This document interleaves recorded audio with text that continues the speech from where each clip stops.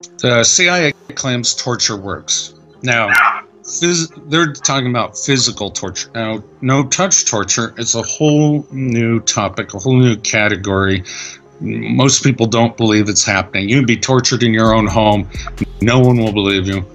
But this is torture, and I want there to be no doubt about it. This is torture, destruction of life, and destruction to misery for all these people. And it's a war crime.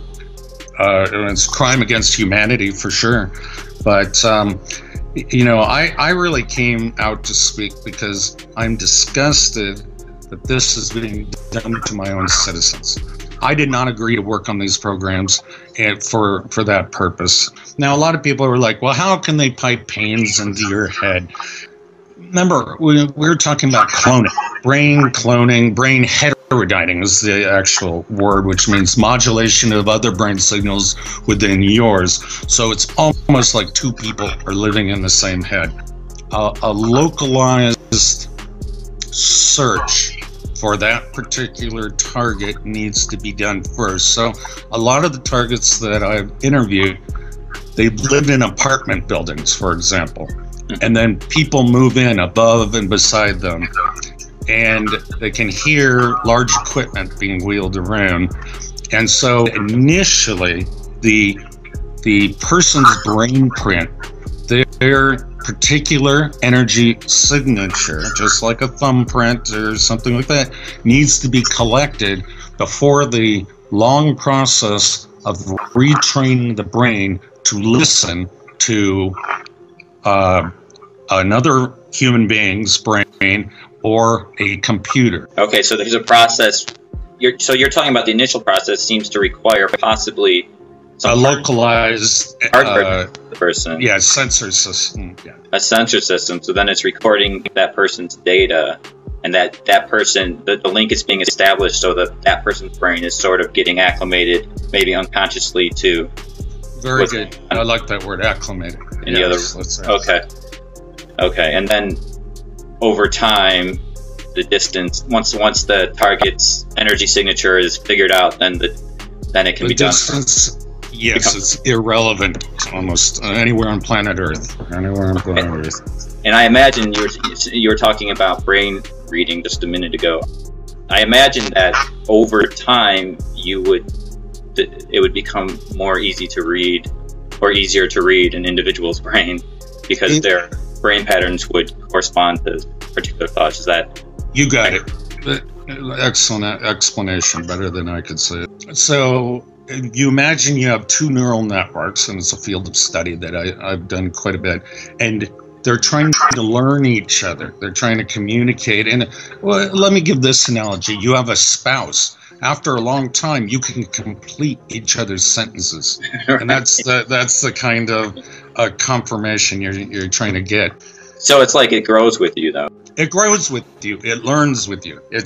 Yeah, absolutely. And it's also why these experiments are lifelong generally, not always, but this takes time. This takes a computer to actually do the transformation from one brain to another, that every word you say, and then they have a set vocabulary, and they start testing the words out, and then after a time, most human beings have a vocabulary of about 1,000 words, 5,000 words max. Shakespeare had 11,000 words. And once your vocabulary is mapped out, well, then they can put it on the automated mode, what are called chatterboxes, something that I worked on, to keep the human being talking in perpetuation, basically to a machine, thinking it's a real human being. And they do this to scale, automate a lot of the degradation in the torture process, the breaking down of the will.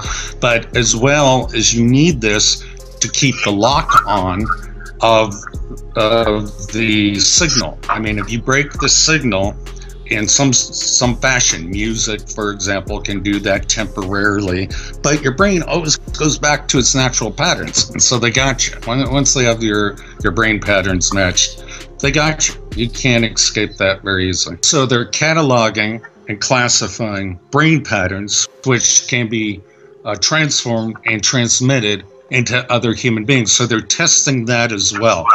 And let me give you an example that a lot of TIs go through. They will say something like, "I'm stabbing you in the back. Can you feel that?" And the TI will be like, "Yes, I feel that." And then they'll give it a score. Okay, how much misery and suffering did that cause? And all that's being done is being played back into the brain, the central nervous system. It's not an actual physical touch. There is no harm being done in terms of the physicality of the individual, but they'll go through these like 3 a day different tortures. Okay, we're gassing your eyes with tear gas, and their eyes will actually tear up. There will be a response, and they'll itch and they can't see. But this is all done through the brain. It's the brain's reaction to these tortures that they're applying back to them. We call it no-touch torture, and so the assumption for most human beings, well, if I don't see blood or mutilation, it can't be that bad. Well, what the brain perceives is far worse than that. In fact, the pains are amplified, sensitized, and are extremely vulnerable to these circuits being stimulated. You got to remember, this is called offensive information warfare technology. So it's just like hacking a computer. You are trying to crash that computer. You're trying to crash that human being. And you map out all of the motivations we have, primitive motivations, due to genetics, as well as the cultural motivations. And then you try to manipulate them by messing with those buttons. And that can include altering emotions, which are very important to our behavior. And so they call these emotional signature clusters. And you can read them quite clearly. This isn't classified information. But it's interrogation and torture has a lot of purposes. They're trying to grasp all sorts of data from how effective can we make them kill each other themselves to can we make them do stupid stuff like wrap their cat in tin foil, make them think that the energy's coming from there. I have one interview I had. Man. Well, that's false correlation. And so I try to teach these interrogation tactics to these TIs so they know at least what's going on with them. And one of the techniques that they're practicing is they give a group, and we'll call them the psychic warriors. How's that? We'll call them the psychic warriors. Give them a good name. Yeah. And they're trying to figure out what the bad guy knows, and these are the innocent Americans. Okay, and the psychic warriors are the DoD. Yeah, you put names. So. Yeah, that's right. And so the psychic warriors, they want to. They're not given any information, just a little bit about the subject. And the NSA and the other agencies, they have everything about this individual. So they have proof of what this individual's life is about. So these handlers or psychic warriors are trying to get as much information from the target as they can by walking them back through their history. Well, you told us this, we know this about you, and making them erase their memory. These are old tactics. They're used physically as well with drugs and stuff. But this can be done now with this new cybernetic warfare technology.